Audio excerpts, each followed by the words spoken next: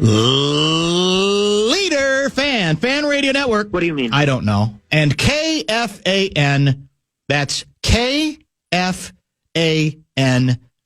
3 minutes. 3 minutes?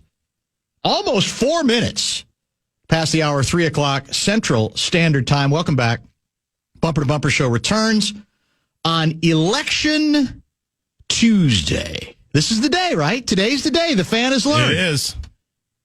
So when I showed up at the precinct to register my vote, this was the right day to do it. That's why they didn't look at me quizzically and say, "What are you doing here?" It's last not election day. To do it. Yeah. Yeah. And, well, there might have been a little of that. Like, wait to the last minute, huh? You know, you could have voted 6 months ago. Yep. In fact, I think our in-studio 5 o'clock guest, Luigi, I think he voted midway through 2023. He was in line. He always votes early. He was in line with Chip Scoggins, who did the very same thing. We did our Parent and Spare podcast. Oh, is that today, right? That's what he said? And we talked, did you vote? And Chip's like, I voted months ago. I like voting on Election Day. I'm not going to lie to you. I'm a traditionalist, too. Lecturing anyone. I'm not saying you have to do it that way. And I'm a little spoiled, if I'm being honest with you. How long have we been in this location? Maybe close to 12, 13 years now. This one, 20. No, I mean house location. Got yeah. it. And I don't remember a single election in which I ever had to wait as long as 30 seconds to vote. So I don't know if that's luck of the draw. I don't know if that's having the ability to come to the location at non-peak times. I don't know. Fewer houses in your neighborhood, big lots. Not as many. I knew you were going to go there. What a Richard. Honest to God. That was kind of No, it's an easy one. It was. But it's not even true, by the way, but that's okay. It fits the narratives. I'm fine with that. So I like doing it on the day. And again, I do think my reputation now precedes me because I didn't even get like a hint of I didn't even get a look, let alone a handing over of the I voted sticker. The word spread. And in fact, He's here. I think I recognize the woman who's in charge with that you take the ballot and then you stuff it in this machine. Mm-hmm. At least that's the way we do it. I'm sure it's illegal. I'm sure the vote's been stolen already. It's been compromised. Yep. But I thought I recognized that woman who then is in charge of handing out the stickers. And she didn't even, and by the way, there's, everyone else is getting a sticker. It looked to me like some people had 2 or 3 stickers. No sticker for me. So my reputation apparently now precedes me. And I can't whine about it, right? I can't be mad. No. Although there's a part of me that says, well, no, I'm owed the courtesy, having voted, of you still asking me and me saying not a chance. Right. I think the one time you said you put your hand up and said, I'm good. Yeah, and that's not, I don't think, that obnoxious. It wasn't too curt. It wasn't like, I could be a lot more curt than that. Sure. I didn't say not going to work. I've said that and worse, as you know. Yeah. When it comes to meat thickness. That's true. Our precinct, I think we were numbers 37 and 38 this morning. We got up and got at it early. Brought the kids. Yeah. They wanted to see. So I had to check the rules. I don't even know the rules. I said, can you bring kids? Is that a compromise? Are you compromising the rules?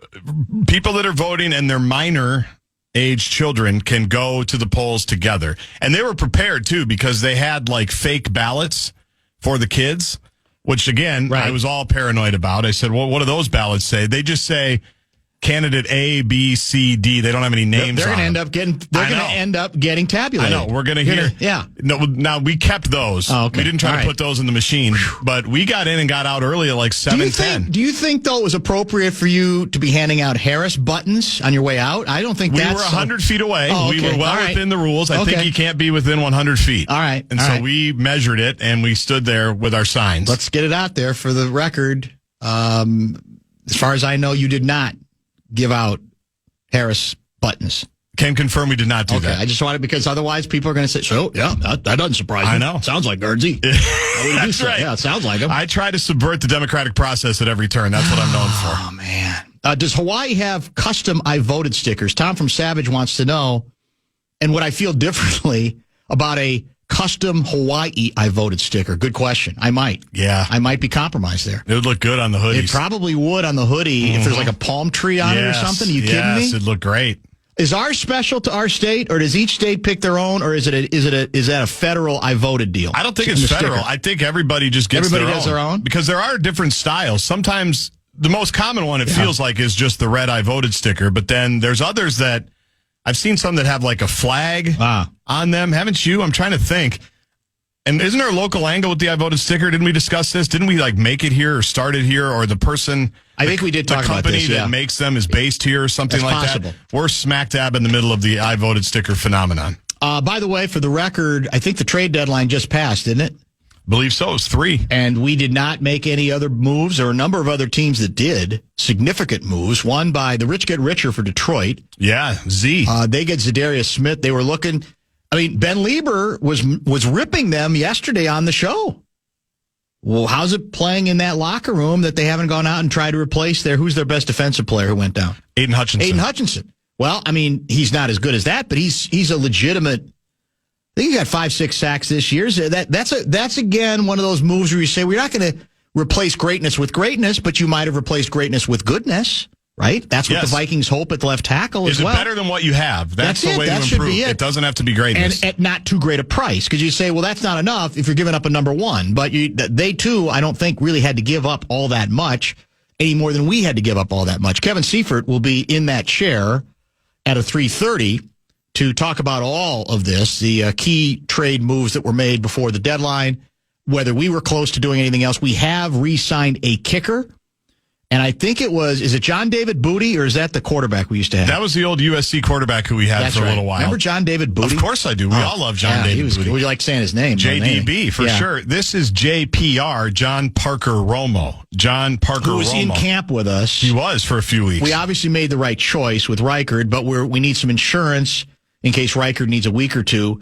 I don't think there's been any announcement of any sort of surgery at this point for Reichard, but will he be available this week? I don't know. And maybe we're giving it. We clearly had to, cover our tracks as a result of it. Correct. We've got the new long snapper as well. Yes, Jake McQuaid, not to be confused with Andrew DePaulo. I love our long snappers' names. Jake McQuaid apparently is our new long snapper. What do we have to give up to get him?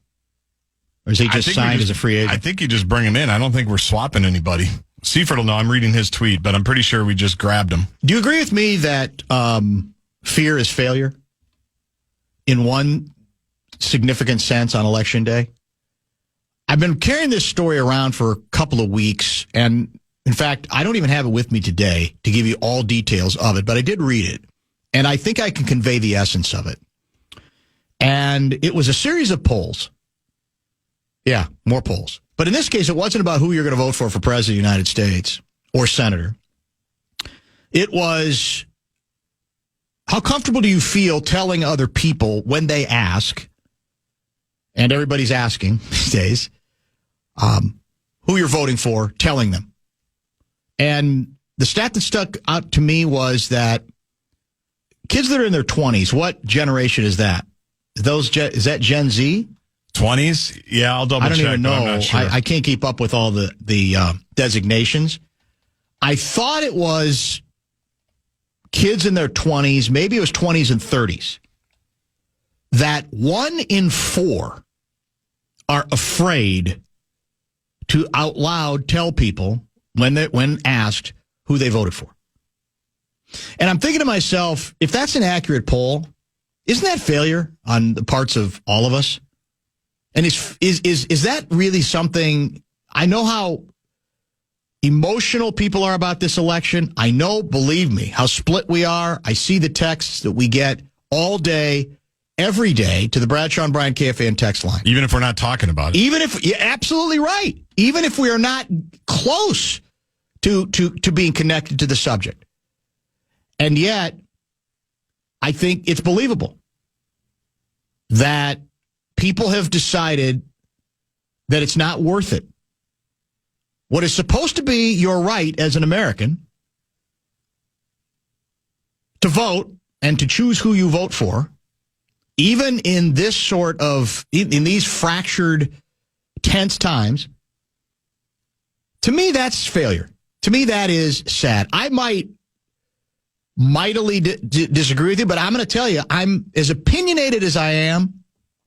I'm not a guy who's going to tell you that you don't have a right to your vote. And I don't know what there's so many people today who are in the mode of, well, you know what's at stake today, right? What are you going to do? Well, you know you have to vote for. History has its eyes on you. Not only does history has its eyes on you, the future of the country is dependent on what you do today.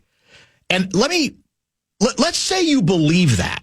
Let's say you literally think the future of the country is at stake today, like we're doomed. And by the way, we'll save it. Where was it? Well, I'll get to it next segment. Some of the rhetoric, it just drives me insane. But even if you believe that's true, does anybody believe it's that it's a workable and useful strategy? That somebody's going to go, I hadn't thought of it that way. Because if you lived in a cave, in a darkness retreat 24/7, would you not have already heard over and over from Sharks and Jets that everything is at stake here? So the idea that, I'm going to say it one more time, just in case I might turn that vote from one to the other. As a strategy, it's stupid. It's lectury, and I know that is rich, coming from me, a guy who's been known to lecture once in a while. But it's sad to me that we're at that place where, well, I'm not going to bother. If you ask, don't ask me. And I'm afraid to tell you.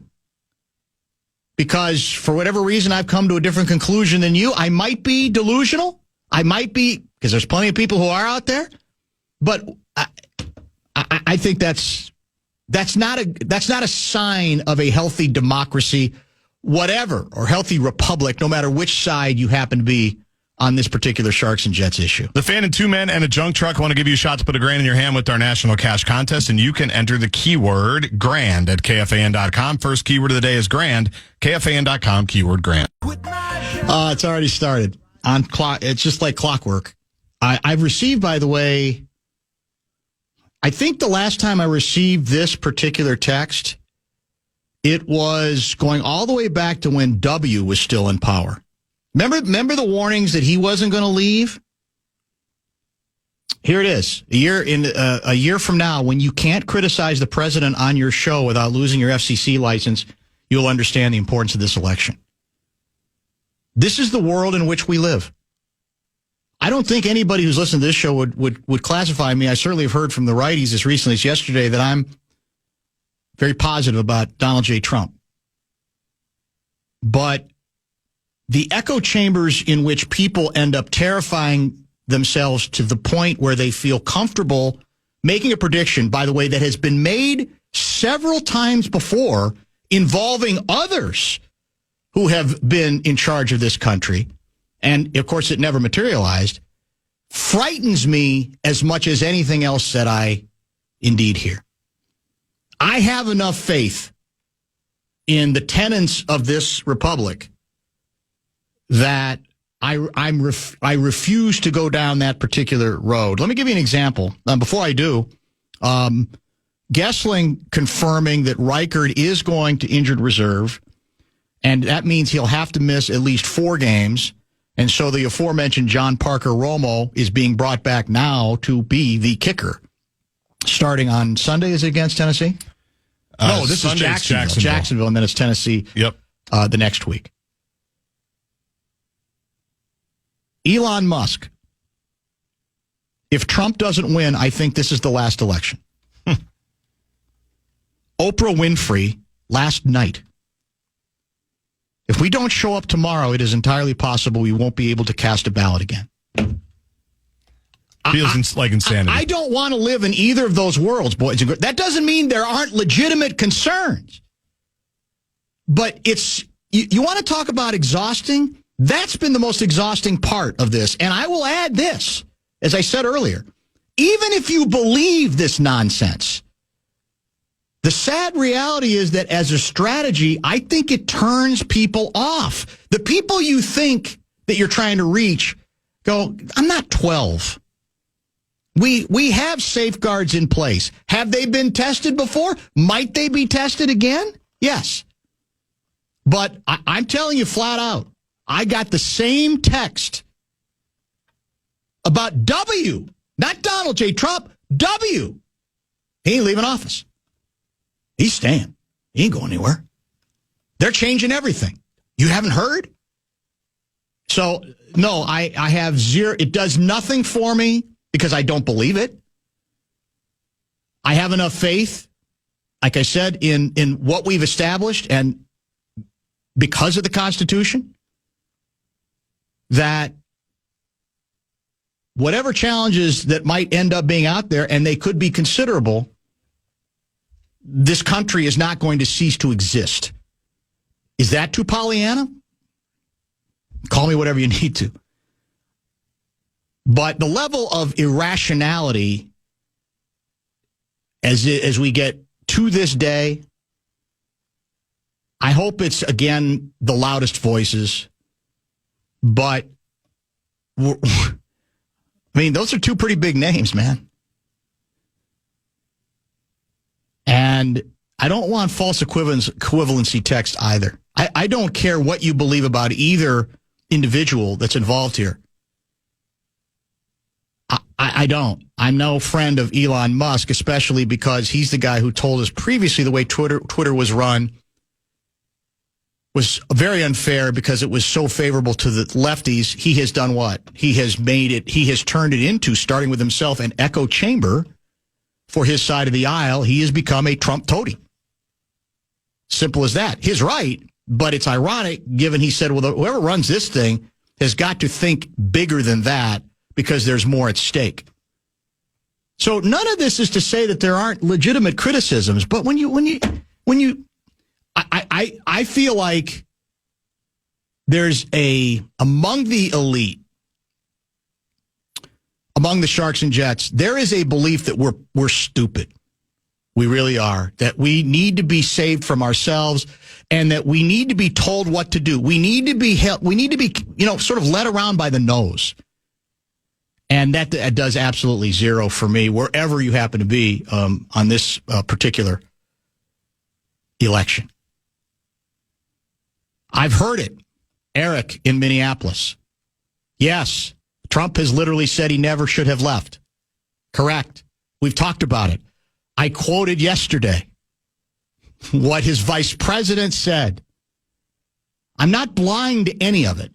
I'm not as convinced as the Chicken Littles out there that literally this country is going to cease to exist, that he's going to be able to act upon everything that he thinks he may or may not actually want to act upon. Do I want to see him get a chance? No, I'm on record. Not that difficult. But the game of, does anybody honestly believe that that there will never be a vote, that what Oprah Winfrey said, that you will never as an American have a chance to vote again? Seriously?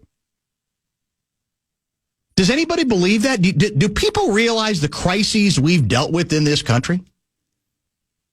Over the decades, over the numbers of years that we've been, a nation? So, again, call me Pollyanna all you want. I'm not apologizing for any position I'm taking, but I don't think, strategically speaking, I don't think this serves any useful purpose other than making the people who are saying it feel better about themselves. We are in, as I've said before, the age of performance. And too many people feel like that has become their particular job. And in that environment, it's maybe not all that surprising that 25%, 20% of the kids say they're afraid to even say out loud who they might be wanting to vote for. Bottom of the hour, let's talk toy department. Let's get back to the Vikings kicker situation, some other issues, Minnesota Vikings related that go beyond kicker. Kevin Seifert in studio now. I mentioned Louis at 5, sometime in the 5 o'clock hour, also in studio. And we will have, looking forward to our 4:30 guest as well. Jimmy Jam is going to join us. Yesterday, not surprisingly, given the bigness of the name, we owed Quincy Lewis, who had passed away at the age of, was it 91? He's in his 90s at least. And I thought immediately of Jimmy because of his great knowledge of this business, and to want to talk to him about how well he got to know Quincy, what Quincy Lewis's legacy was as a music producer and much more. And we'll catch up with him by telephone at 4:30. I wish it was in studio, but he will be on the phone. Notable correction. At 4:30, we will be talking to Jimmy Jam, not about Quincy Lewis, who is very much alive, but Quincy Jones. I have, there's a word, I think there's a name for the condition of having a forgetfulness about names and then about sort of, what's the other term? Like substituting one name for another. So, yeah, last thing I want to do is make people feel any sort of concern for Quincy Lewis. You said it, and I kind of heard it. But you weren't sure. And I said, did he say Lewis? And I didn't want to jump in if you did. And I'm like, I don't think that's who he's supposed to be talking about. No, I mean, well, I guess it's all, anything's possible. Jimmy's a big basketball fan. Be Quincy, and I don't know how big a music guy he is, but Quincy Jones is the well-decorated, historic music producer. And so we're going to talk about another legendary music producer about him. I'm curious to know how well you got to know him over the years. And even if he didn't get to know him that well, what stands out as, as a guy who's also thrived in the industry, what he might have learned from him, what he thinks the legacy is, etc. And I'm guessing we'll probably stay away from politics because in our experience with Jimmy, that's what he tends to prefer. Not the same thing as saying he doesn't have a conviction and opinions, but he has tended to not be all that interested in going down that road, even apparently on Election Day. Kessler will be with us tomorrow. Will we have a winner by tomorrow? I don't know. I'm saving a story that seems to suggest a belief that it could go faster than last time because some states have, modernized, so to speak. I have no question what's already begun, that regardless of what the results show tonight, but especially if they show Trump behind, you will hear already that we know on the ground, our people are all over the country. Yep. We've got, soldiers on the ground. We've got lawyers on the ground. We've got sources on the ground. And it's happening again. For the second straight election, it's being stolen right in front of us. That's the genius of the position. You can't lose even if you're losing. Yeah. Because if you are losing, there's only one logical reason you could be losing. Not that on 2 or 3 days before the election, you attempt to fillet a microphone stand. It has to be that there's something going on here. There's something about the Jimmy Johnson news conference that is getting in the way of what should be the proper results. Now, I know it's dangerous. By January, I'll probably be in prison for saying they're taking notes right now of what I'm saying. They check the podcast. And I will end up in prison, maybe Guantanamo. Very possible. It could end up being there. Who's to say? Do they have an ISDN line or internet there where you could still do the show? It's a very good question. I don't know. I still think you should be able to do the show. How about this idea? So if we go, by the way, like 3 or 4 more minutes and Seifert's not here, you could take another break if That's you what want. we'll probably do. Yeah, Seifert, something's come up with him. He's in the house, and he's going to join us shortly, but I think maybe something business-related has interrupted him, so we'll get to him eventually. I don't know if this individual meant this facetiously or not, but I love it. We need a constitutional amendment that gives voters, quote, a none-of-the-above option.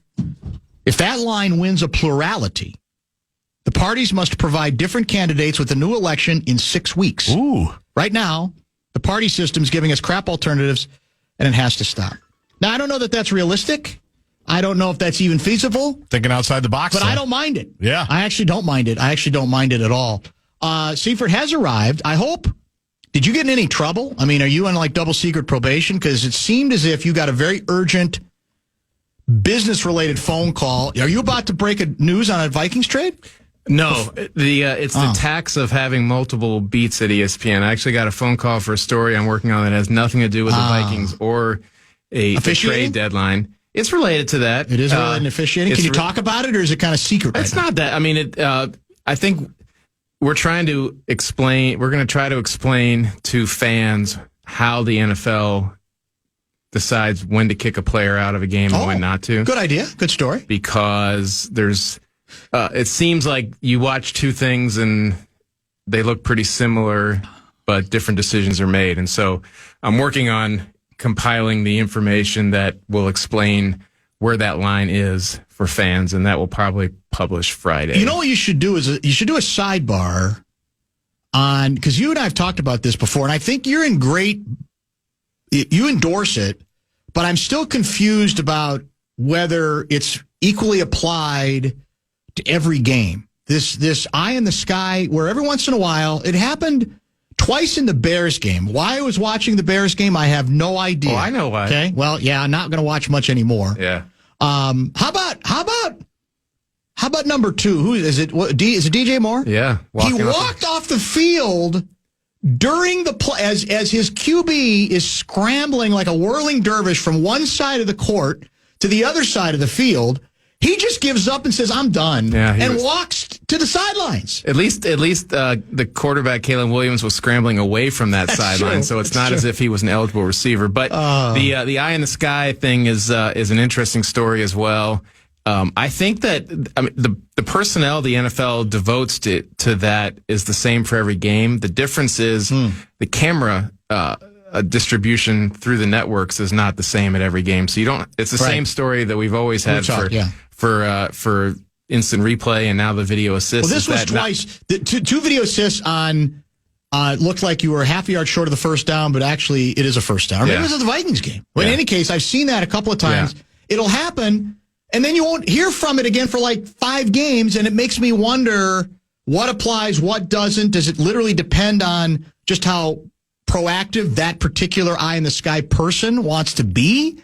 It just seems like it's so open-ended and perhaps inconsistent. It can be. They're supposed to only fix the obvious ones that are so obvious you don't even need to go back and look at the replay. Like, and it still can't. It only can be things that are reviewable. It can't be a penalty or a pass interference or, say, for example, a face mask or a blow to the head. That can't be reviewed via video assist or replay. Now you sound like the head coach. Well, it's he's Sid. Yeah, Sid would sound a little different than the way the head coach put it diplomatically yesterday. I don't think Sid would be quite as diplomatic, but.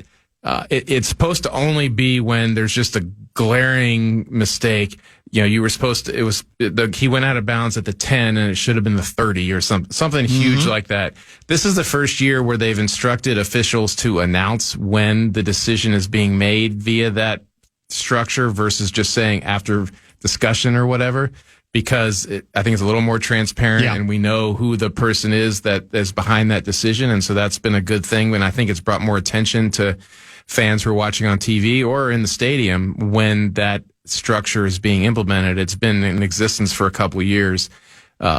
So it's all about getting it right. And in that particular case, it's a lot quicker than having a coach throw the red flag or having the New York jump in and say, we're going to have a formal review here. So it does move it along pretty quickly. There's some transparency issues, I think, that everyone would like to see continued to be addressed. Trade deadline is passed, correct? It has. Okay. Biggest trade deadline trade today. Is it Za'Darius? Yeah. Lions picking up Za'Darius? And mostly because people... From Cleveland, right? Yeah, from Cleveland. Za'Darius Smith. So he's now will have played for 3 of the 4 NFC North teams. That's true. And the reason that one was the biggest one is because people initially were like, well, is it going to be Max Crosby? Is it going to be from the Raiders or Myles Garrett from the Browns, 2 potential Hall of Fame type pass rushers? And no, neither team was looking to trade either one of those, but they did get probably the best guy that was available via trade. He's Za'Darius. We've seen him here in short spurts. He can be really very good. Yeah, and he's versatile. You can put him over the nose. You can put him at nose tackle or at least over the center. You can put him on either end, and he knows how to get into the backfield. Whether you're signing him to a 4-year $100 million contract. That's a complete another story, but he's not a bad pass rusher to pick up in the middle of a season for half a season rental. Well, I would say it's sort of like our new left tackle in that you improved. You didn't replace one All-Pro with another. No. But you went out and did the best you could under the circumstance and not just sort of do the next man up cliche. No. That's what, to me, both of these moves represent. And correct? they're positions where not a lot of teams have. Right. If you at certain positions, you could say, okay, well, let's see what this, rookie first round pick could do or what have you. And, you would not want to put a rookie at left tackle. You would not want to rely on a backup to be your premier pass rusher. And so were they able to get a premier pass rusher? No, but they got somebody who's better than what they have. Sure. And same with the Vikings. You're right. So Vikings make it official. Will Reichert is on short-term injured reserve, or that's 4-game minimum? Yeah, they didn't specify. It's got to be. Yeah, you think it is. And they bring back a kicker from training camp, right? John Parker Romo. Right. Was Romo ever in danger of unseating Reichert, even though he was a draft pick? Or? They had signed him, I think maybe even before the draft. I think you're right. And so as soon as they drafted Reichert, you knew he was going to be the kicker unless he was a completely fell on his face, which he most certainly did not. And they released Romo pretty early in camp. It was not ever going to be a competition, and it wasn't. But there's been a lot of kicking injuries this year around the league, and I don't know if it's because everybody's sending these guys out for 55-yard kicks all the time, or if it's all the touchbacks on kickoffs, or in a few cases, people have been injured trying to make tackles on kickoffs. The 49ers have been through 3 kickers. I think the Giants are on their 3rd kicker, including Greg Joseph. Wow. Who, I guess I didn't realize that. Greg Joseph had been their 2nd kicker, and he was obviously the Vikings kicker the past few years, and he's now on injured reserve. And so there was not there's usually a good pool of short-term veteran kickers out there, and it's pretty picked over right now. So the Vikings went with the guy that they have familiarity with, and at least through the spring and the early part of the summer. So he is Romo. Is it Parker Romo, or is Parker his middle name? Do we just call him Romo, or do we call him Parker Romo? Let's go Romo. So go Romo for now? Yeah, let's go Romo. It's just interesting how sometimes the middle names include. Historically in America, the middle name is only included if you're an assassin. But there's some people who have 2 first names. Like there was a quarterback at Alabama, wasn't it? John Parker or somebody. Well, how about John David Booty? John David Booty's another one. Was John David his combo first name? Yeah. I think it was. It was. And Booty JD. was his last name. Yeah. J.D. Booty. Yeah. You covered him. I remember him. He wasn't here long. Cannon of an arm. I don't know if that's actually the case, but not. We'll be sure to ask him that when we see him in the locker room. But that's what they're going to go with. He's never kicked, you right, in a regular season NFL game. He's been with 3 different teams, and was brilliant with the XFL San Antonio Brahmas. Yeah. 17 for 19. Yeah. That's a pretty good percentage. Yeah, he was good. Good range? He was all XFL that year. Okay. I don't know what the range was. But in his one extended opportunity at the pro level that, he kicked pretty well. And so, there's some things you can't really make comparisons with between the XFL, UFL, USFL, whatever, and the NFL. But I think kicking is, it's a little easier to draw those comparisons. So no, as far as we know now, no surgery for Reichert. Yeah, I'm actually we talked to Matt Daniels, the special teams coordinator, probably an hour before Romo signed, and he was talking about whether maybe they need to sign somebody to the practice squad and just have him there in case Reichert was not ready. So he did not seem at all convinced that this was for sure a long-term injury. And so, so it caught me a little off guard when they ended up signing this guy to the active roster and putting Reichert on IR. But on the other hand, when you have a kicker who's got to pull at least some kind of muscle strain of some sort in his leg, that's not a ideal scenario for a kicker. And he, in college, with the same leg and the same muscle, had a very serious quad injury that, that cost him a good portion of the 2019 season. And so it's not something to mess with. It's worth noting, speaking of, name deals, Lattimore goes to the Washington Commanders, correct? Yep, from New Orleans. Big name DB. Yeah, and he's been unhealthy? Yeah, he has not been healthy. But he's been pretty decent this year when he has played. And so I think that's probably one of the higher end deals that were made. Did we flirt at all with my guy, good as gold, Robbie Gould? Did we think about it? It's been a few years. Is he still looking around, or has it been too long? I am not familiar with whether he is still kicking in kicking shape. Whether he's been trying to. He's always in shape. Yeah. Robbie's one of those guys at 55 could still kick. Yeah, it certainly feels like they wanted to stick close to what they knew. You know what the problem with Robbie? I think he's. I'm not sure. Robbie Gould's claim to fame was really accuracy. It was not routinely hitting between 50 and 60 yards, which now is the new benchmark. But at this point, when you're signing a guy amidst the environment we talked about, where a lot of the better kickers from the pool that was available are already spoken for, then what you really want is to make sure you have a guy who can make his extra points and can make the relatively easy kicks. Very, very true, Davey.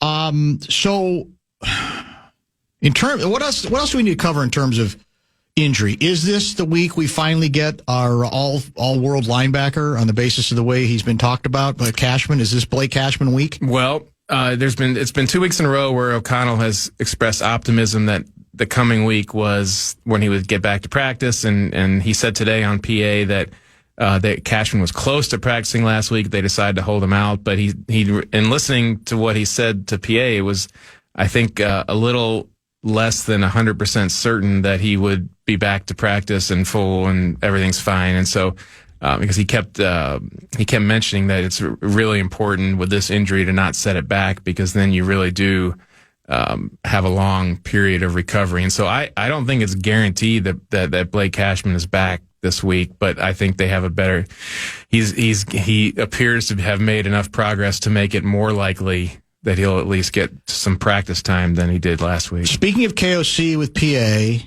what was it that he said that caught your eye regarding our acquisition, and what did you make of it?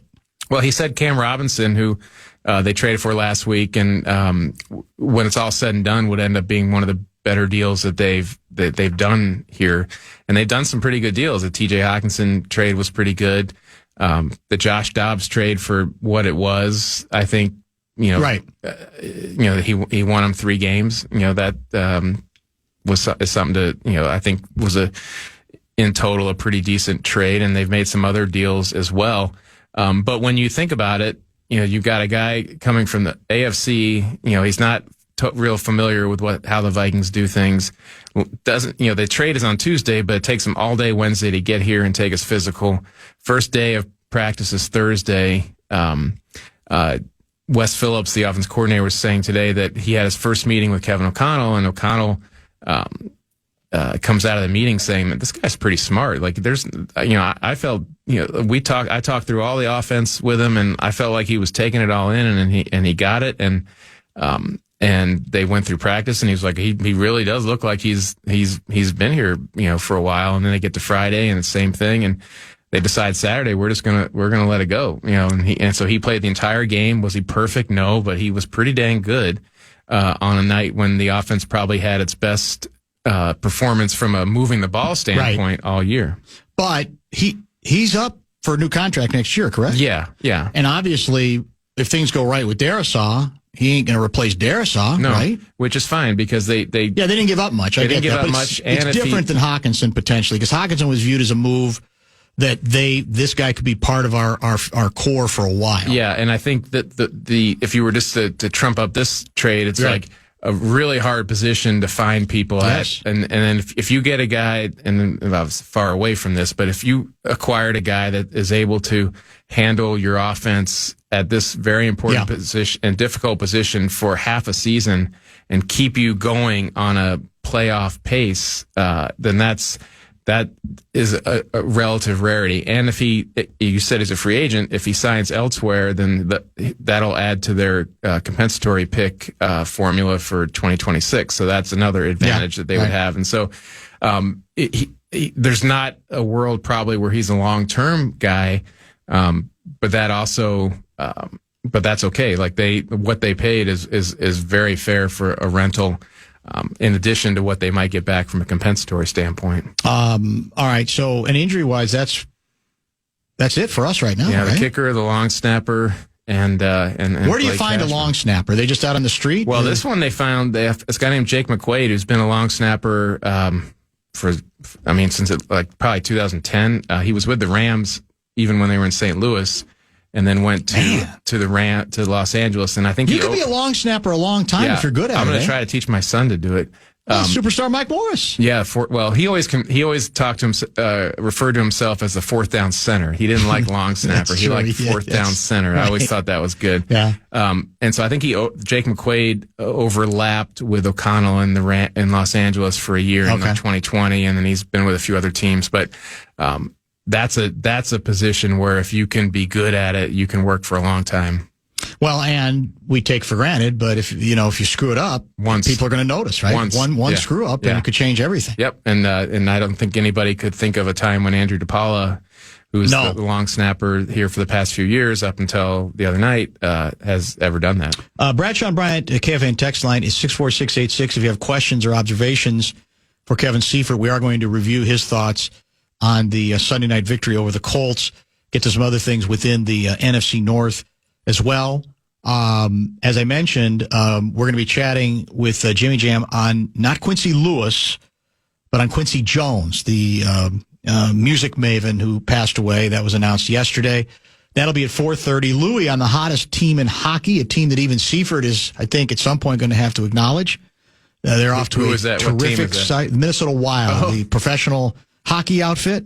Yeah. That we've lost like once in the last 3 weeks. I mean, we're on a roll right now. We got a superstar. We got good goaltending. Defense has rebounded. We're doing the fundamentals really well. We're intentional and we're collaborative. Have the playoffs started yet? Wow. That hasn't stopped me from basically anointing the Vikings. When does the NHL playoffs start? Is it time to start taking it seriously? They're 15% through the season. Okay. 15%. We think it's a long way from here to there. Yeah. Seifert is with us for the rest of for the next half hour. We'll get your questions involved, and then don't forget, as I mentioned, Luigi will join in studio at 5:00.